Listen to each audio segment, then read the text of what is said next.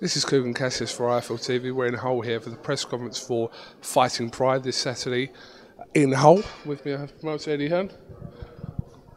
Ed? Very uncomfortable, these chairs. There's not a lot we can do about it at the minute because the press conference is just about to start. I like the way you've set up this little studio. IFL TV studio in the City Hall here. It's very impressive. Just get me in my own studio, shouldn't you, somewhere? Well, mind you, I can use your Matchroom thing, can't I? You can use it any time you want. I think you should start doing your own stuff from the Matchroom studio, getting fighters down, doing a weekly show. What do you think? It's a good idea. Possibility. Yeah, no, actually, we can talk about that. It's not a bad idea. Eddie, on the way up here, it's a very enjoyable car journey. Well, you slept for 3/4 of it. Probably half of it. I was up for the first hour. When I woke you, when we arrived at the City Hall, you had your tongue attached to the window, and it was just slobber. You know what I mean? Unconfirmed. I actually fell asleep. I'm out. I did a Cougan Cassius. You know, when we're in the car together, you just hope no one's taking a photo, don't you? You know when you wake up and you go, and you just look but around. You're good at that. So a couple of times, I've woke up and gone like that, and then seen the camera in front of my face, and it was you. You've got a good sense of that because I've tried to do it with you. Even I'm asleep with one eye open. I'm just like. I've got loads of pictures of you. They're just in the locker, but you've got a few of me as well. So not all in the car either. No. That's another story. Back in Hull, your third show in Hull. My what? Your third show in Hull. What did you think I said? Your first show in Hull. Third show in Hull. Usual suspects: Tommy Cole, Luke Campbell on the bill, but intriguing clash between Darren Hamilton and Curtis Woodhouse, which Curtis Woodhouse says will be his final fight. First of all, do you believe in what he says there? Possibly. You know, he's achieved quite a lot in his sporting careers, both of them. I don't think he really needs the money, and he's very honest in the fact that his dream was to become a British champion, and once he became British champion, would he have the same drive and desire? I guess you don't know until you become champion. So, no, I don't believe it. I think once you win, the problem is once, you know, if he was to win, there's some decent fights out there for him, and it's just the lure of staying in the game. He does it because he loves the sport. You know, it's very difficult to walk away from anything you love, as you found out with that big bird that you pulled from Sugar Up the other week. I mean, joking. What, suddenly a size 22 is big, is it? Oh, is it?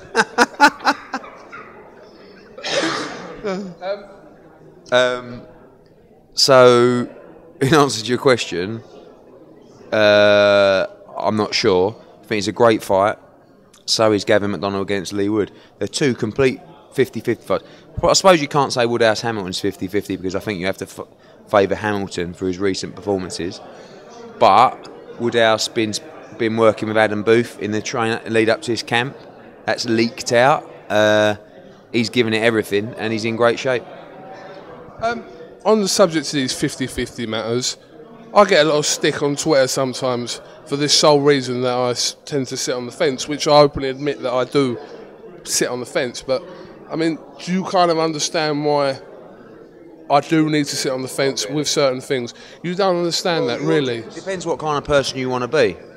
You know, if you want to go through life as one of these people who is just like a medium kind of guy who likes to keep people happy, then that's fine. But I disagree with the fact that you can't give opinions. Like, you can give opinions, and really you can't sit on a fence, because if I said to you, I mean, you're talking about your interview with George Groves or people giving you stick about. So, like, if I said to you, who do you think's going to win out of FROCH Groves? You just tell me the answer. Do you know what I mean? Like, so what if I specifically think that George Groves is going to spark Carl Froch out, and Carl Froch asked me the question, and that's my opinion. I think you're going to get knocked out by... No, there's ways of saying it, but if that's my opinion, Carl, I think you're going to get knocked out by George. If that's my opinion, not specifically going to win, but you're getting knocked out. Am I right to say that to Carl if he asks me? I don't think necessarily like that, because I think that's disrespectful to fighters. But I think if Carl Froch turned around to you and said, is that what you think, by the way? That's what I think. But what I'm saying is if Carl Froch turned around to you in an interview and said, who do you think is going to win? And if that's really what you thought, I wouldn't mind for you to go, to be honest with you, Carl, I've got to tell you I fancy George Groves in this fight. Not, I think you're going to get knocked out, mate. But I have no problem with you saying, and the same with George. George asked you a question, who do you think is going to win the fight? And when he asked you, do you think I was going to get stopped if that fight went on? Or do you think I would have recovered? Your answer was like, oh, well, I mean, anything could have happened, you know. I mean, but no, we don't know what would have happened.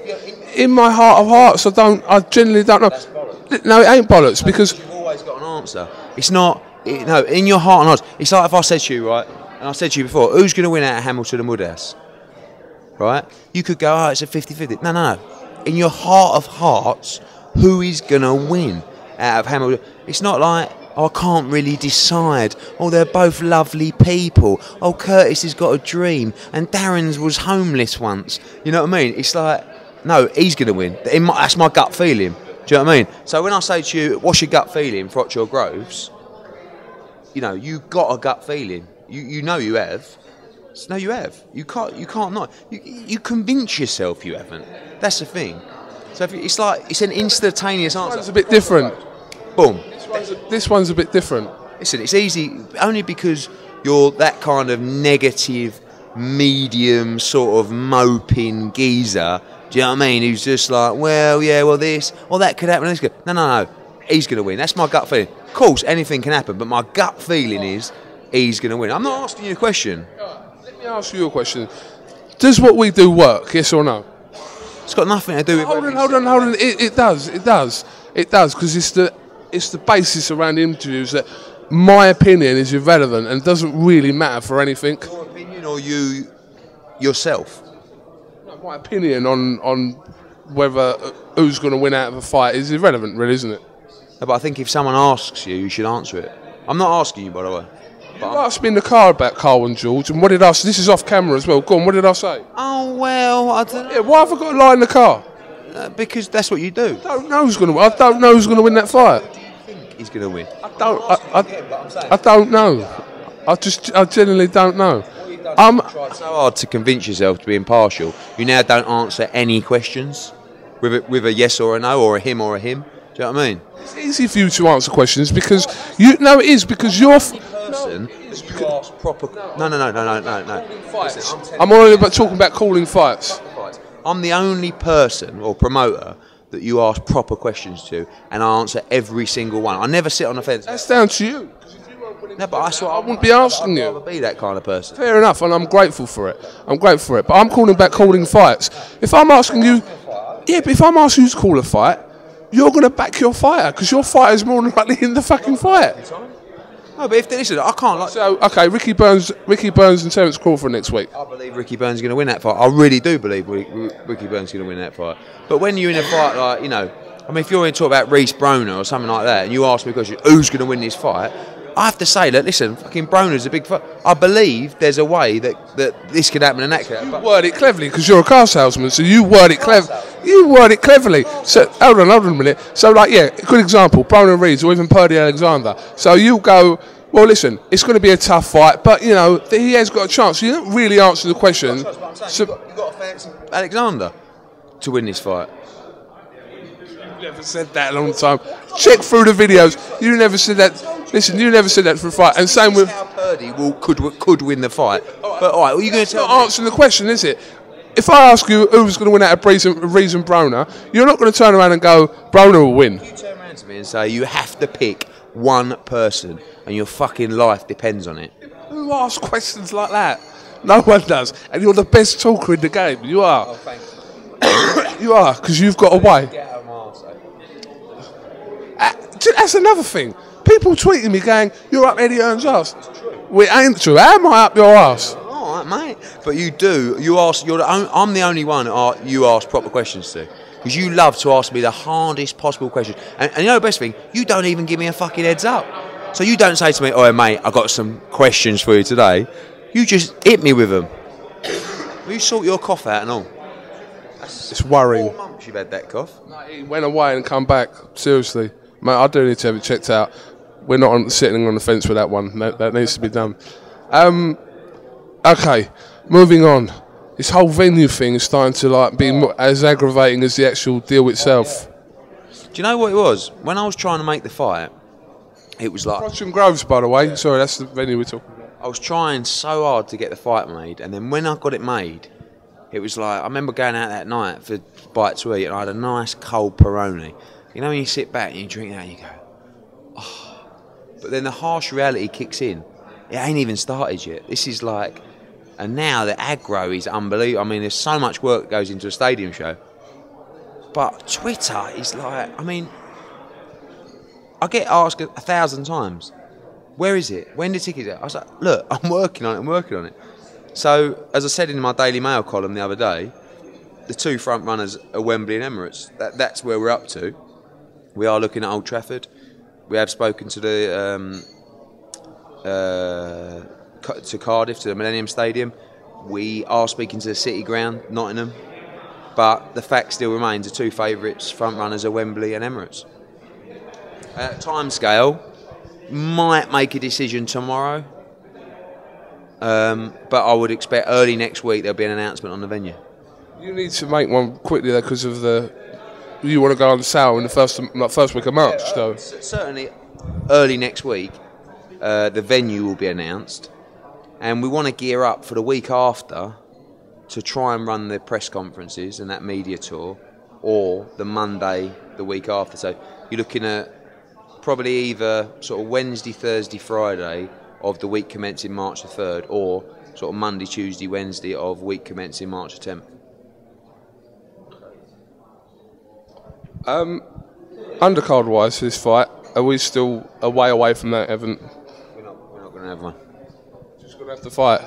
Why don't you put Coldplay on before? Because they've played at Emirates before. There'll be an undercard. It won't be our usual 9 or 10 fight card, because it works a little bit differently at stadiums. There'll probably be 6 or 7 fights on the undercard, but they won't be 4s and 6 rounders. They'll all be championship fights, with the except Joshua will be on, but I'm trying to even move him towards a championship fight in that fight.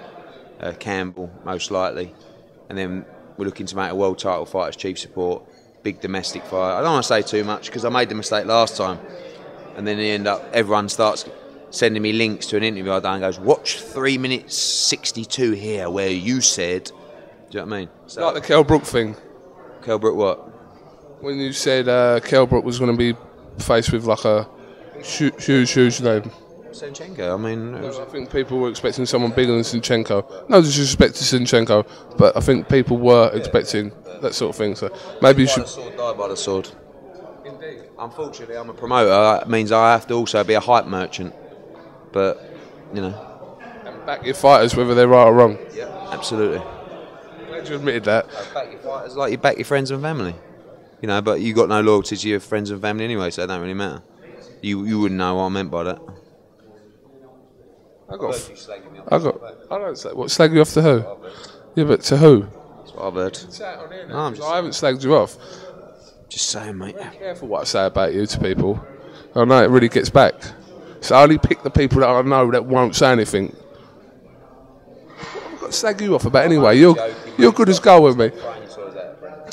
Come on, what else you got to say? Right. Why have you put this confidentiality agreement in the contract about them not disclosing the split? There's a confidentiality clause in the majority of contracts.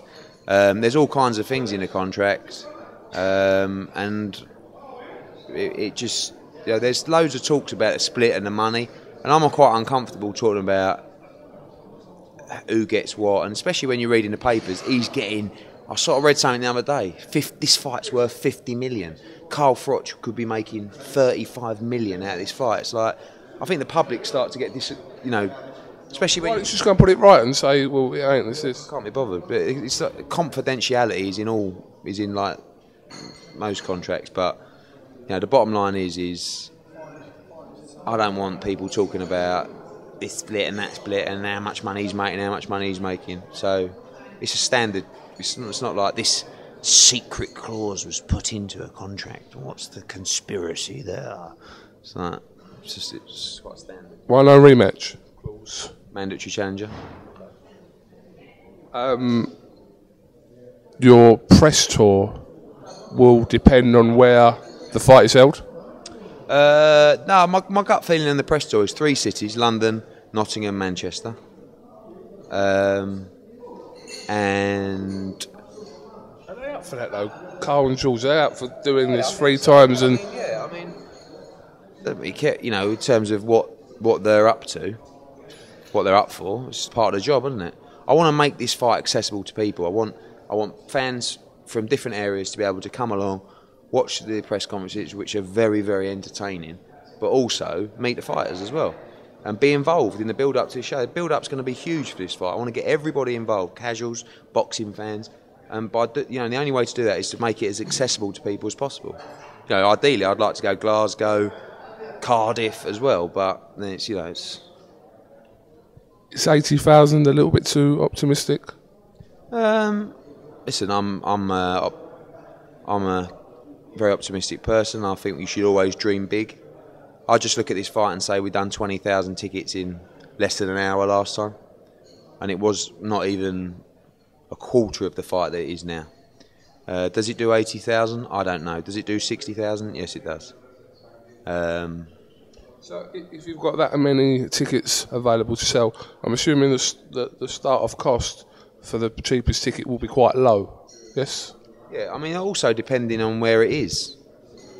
You know, I think. I mean, I couldn't believe when I looked at the Emirates pricing for an Arsenal game, which you'll know more than me.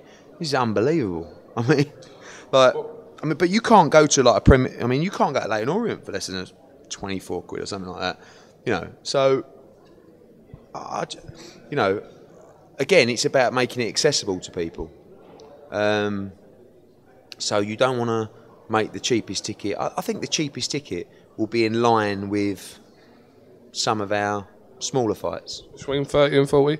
Yeah, I think probably around 30 quid for the cheapest ticket. But there'll be a lot of them. You know, it won't be like, I think when we did the FROCH GROVES in Manchester, I think there was like 300 or 400 £30 tickets.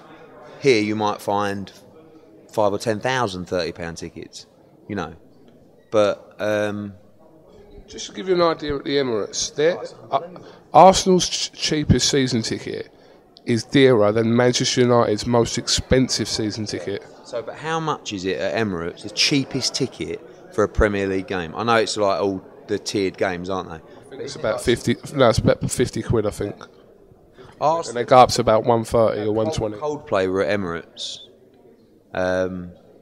and it was like I said to him, "Look, what's the cheapest upper tier at the back? What was the cheapest ticket for Coldplay? I think it was 70 quid or 60 quid or something like that. I couldn't believe it. But there you go. There you go. So regardless of that, 3-month build up now. So how will you use that time now to push this fight? Well, obviously we'll start off with a media tour. We'll be doing a lot of open workouts, media workouts. Sky will be doing all kinds of programming. Loads of ideas banging around in the office. You know, the initial period, probably the first 3 or 4 week period is, you know, the press tour and getting the guys, making the guys accessible to the media as possible over that period. Just at the start of their camp, it's a lot easier for us to get the access at the start of their camp. Then once they're in hard training, it's a lot more difficult. But, you know, really, because, you know, if this was in a 20,000, 30,000 seater stadium, you wouldn't really have to do a lot of promotion. It would just be about driving pay-per-view sales because you'd sell the tickets out. But probably with 60 or 80,000, you know, we'll be banging the drum non-stop in the build-up, trying to make sure whichever stadium we go to is full. Pay-per-view will be a standard $14.99. I believe so. It's up to Sky. We've had no information on that so far, but I would guess so. Okay. Your show this week is sold out, as I saw on Instagram earlier on. Yeah, some nuts are shouting in the back of a car. It's sold out, isn't it? Yeah. They just shouted to the rooftops if it's sold out. Your show next week in Scotland is not far off that as well. 300 tickets left. Cardiff was sold out as well. I don't know if you saw that one as well. I was there. Oh, good. Yeah. You missed it out and you think... Oh, Cardiff one. So it's a growing trend here. New start to 2014 and sold out shows for you, so... I think it's boxing in general, you know, especially our shows. I mean, not blowing our own trumpet, but Matchroom is the hot ticket in town at the moment. So, you know, fans know what they're going to get. and I think we've got a loyalty factor now amongst boxing fans and casual fans that these are the top quality shows. So Cardiff sold out, Hull sold out, Glasgow sold out, sell out. Then we've got Liverpool. I think we'll have 8,000 in for Liverpool, but I think it's set out for 9, so I'm not sure we'll quite sell it out. Then Manchester after that, and then looking to possibly go back to Cardiff in early May, and then FROCH Groves. Saying that, the crowd at the Copper Box the other day was a very good crowd they had there, and I spoke to Steve Goodwin yesterday. He's sold his 2 shows out for York Hall in the coming month, so it may be just not you, it might be just boxing in general as well. No, I think it's just me. I'm joking, no. Yeah, I think they had about 4,000 at the Copper Box, something like that. It's decent numbers for, it holds like 8,000 or so. So I just don't think London, I mean, other than York Hall, London shows don't work. I mean, every time I see a crowd in the Copper Box, it looks half empty. But even when we've done shows in London, and it's not a dig at other, you know, we've done the XL, we only sold 3,500 tickets. We did Wembley before, we sold 2,500 tickets for it, you know. So it's very difficult. And when you've got a bill like Tyson Fury, Derek Chisora, I mean, fucking hell, you've got to be banging these places out, otherwise you're going to do your conkers. So, for me, my focus on London shows is only the big shows, unless you're in York Hall. Do you know what I mean? Because I'm not seeing that doing a show in a 7,000-8,000 arena is working, unless you're putting on a big fight, you know, because there's so much going on in London. So obviously, if we do FROCH Groves, perfect. That can be our London show, you know. But you know, it's difficult in the London venues, and yeah, you've got to put competitive fights on. You know, I know you can't have 50-50 fights through the bill, but you can't have 4 or 5 TV fights where not one away fighter, one around. You know what I mean? That's. Just think of it, the more 50-50 fights you put on, the more I can fence it. Well, that's another great reason to do it. But also, to be honest with you, I know it sounds tacky, I don't really want to sit there myself for 3 or 4 hours knowing that this bloke can't win a round in this fight. That's what kills boxing. So what about all them opponents you put Anthony Joshua in with? No, because that's a different process. That's a 4 or 6 round. That's what you're talking about. I'm talking about where you get 4 or 5 fights on TV card where one bloke can't win a round. Everyone knows what's happening with Joshua. He's a great talent. He's learning. You know, as he steps up, there's going to be people who are going to try and obviously beat him, and which they are at the moment. They're just not good enough. But Joshua's different. I'm not talking about novices who have had 3 or 4 fights. I'm talking about people who are on the verge of British, European, even world titles. You know, they've got. And if I'm paying the money, I want to see you tested. Do you know what I mean? I don't want to just say, oh, there you go, mate, there's your dough. That was easy, wasn't it? Nice. I want to say, well done, you earned that, didn't you? Did you learn from that? Good, there's your dough. A lot of people thought Dorian Darch was going to give... That's only because you don't know how good Anthony is. As it happens, you're finding out he's very, very good, so it's going to be difficult for people to compete with him.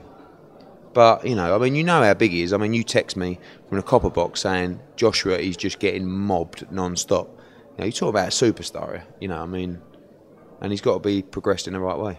Potential A-list in the making. Are you A-list yet? No. Where would you class yourself? What, in terms of lists? E? No, you're in GQ as one of the most connected men. It's a bit of a weird one. Yeah. Below Beckham as well. What context have you got then? What are they talking about? Boxing and sport related, or have you got some links to the mafia? What are they talking about? I don't know. I didn't really understand it, but I liked it. I thought it was good. There's a cut. Wait, on Twitter, it's like someone, Groves tweeted yesterday saying, I've heard it could be Stamford Bridge. Obviously, he's on a wind-up, right? So people start thousands of tweets. Is it like FROCH fans? You can't have it at Stamford Bridge. That's George Groves. So someone said, is it true it's at Stamford Bridge? I said, yeah, only if we bring the date forward to April the 1st. It's April Fool's Day, right? So people were retweeting me going, don't bring it forward to April the 1st. I'm away and all this. And the other one, I can't remember what I was talking about now. Oh, yeah, GQ. I put out number 34 in the 100 most connected. You're not in Beckham's league? No, but one behind Beckham. This is a big day for him. And this bloke's playing, you big-headed twat. he's much more important than you. It's like, oh, fucking hell. He wrote, "You're not in Beckham's league, lad." How's that? Creeping up there though, surely but surely. Slowly but surely. Yeah. I'm not really into all that, to be honest with you. Don't consider yourself a little bit of a celebrity promoter? I don't really want to be a celeb. What's a fucking celebrity promoter? Someone that non-boxing fans are aware of. I'm happy with that because it'll bring new fans into the sport. But raise your profile with the ladies. Married man, mate, you know. What can I tell you? I'd love to be Cougar Cassius right now. Sugar Hut, Holiday Inn. It's a standard procedure. For the big I need to think of a new venue to the Holiday Inn. You getting too known there? Because the one I use frequently, which isn't the one up the road from your office, by the way, they're starting to get the ump. You know, like, you got to half sneak them in, didn't you? Do you know hotels? Because when you leave the room, it looks like a crime scene. No. You know what it is? It's like, they come there and there's always two security standing there, and I know one of them. So like, I'm like, all right. Yeah. With the Doris on your arm. Yeah, so I'm like, all right, mate, how you doing? Blah, blah. He's like, yeah, man. Like that. It's more like this. All right, mate. Fucking stay to that. No. He's like an African geezer. He's all right, though. He's like, yeah, cool. But then sometimes he ain't there, and then it's left with this woman. And, like, she won't have it. She's like, is she saying... No, she won't let the person I'm with. What do you do then? You go in. Have you pre-booked the room? Are you that confident? Always. Don't pre-book. So you're in the club, right? And you wherever. Not necessarily in the... I don't even know why I go to the Holiday Inn. What do you mean you're not in the club? What do you meet these girls? Subway? Or a Subway? No, not... no, but just... Sometimes it's just there's an after party at the Holiday Inn, isn't it? Sometimes it's just two of us. You just go down. Yeah. What I'm saying. All right, so you meet a girl, wherever this may be, Sugar Up, Slug and Lettuce, Domino's, who knows, right? And then you go, something just clicks in your head, Holiday Inn. So then you go back, she's obviously on your arm, or do you just say to her, just go and stand over there, or, you know, or outside, or do you even let her come I'll in? go, you stay there, let me go and see who's there. You stay there, is that outside or is that in the foyer? No, I sort of leave her just about, there's this little gap thing where she can just stand. Right, just go and assess the situation, find out who's on the door, because they have the ump with things like that, and you can't go in there after midnight and just pay for a room anymore. So when you go in, so the rack rate is obviously lumpy, right, in a Holiday Inn. I don't know which Holiday Inn is this, you'll have to tell me after. Is it the one on the A127? Is it Palms? No, it's not Palms, it's not the Holiday Inn, is it? It's the Old Plough, do you know the Old Plough? Oh, the Old Plough, what in, Yeah. what's the area called? Where that is? Balford. I know. Sometimes there. I'll mix them about a bit. So then you go and you go, all right, can I get a room for the night? Yeah?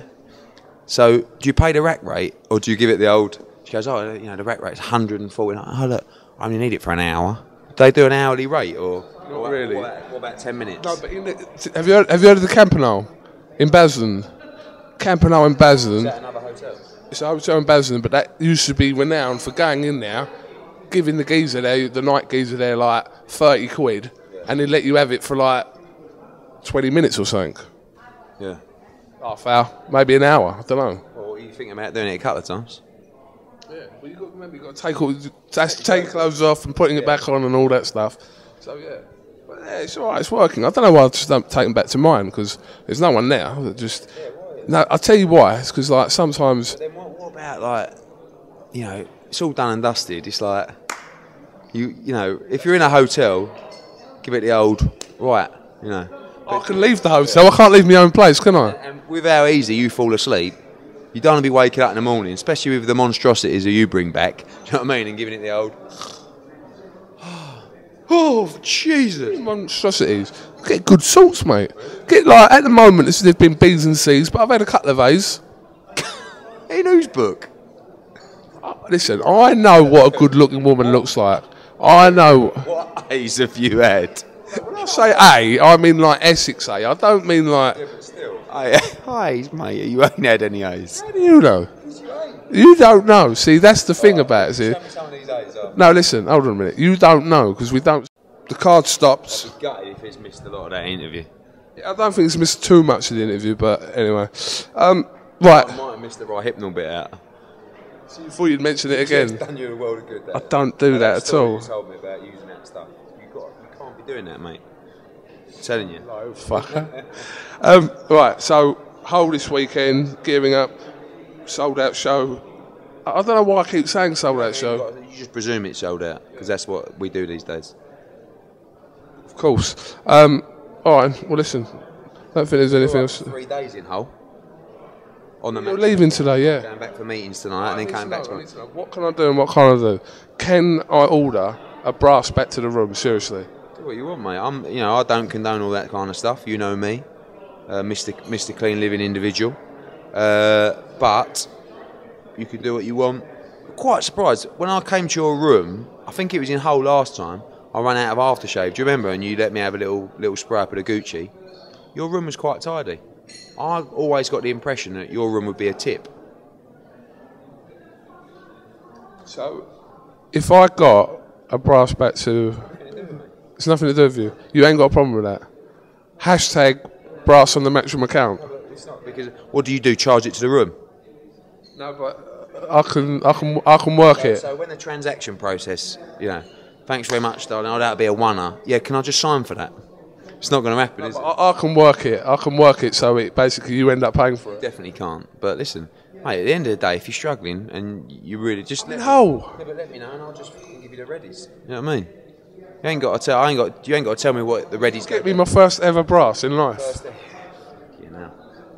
You could write a book on it, mate.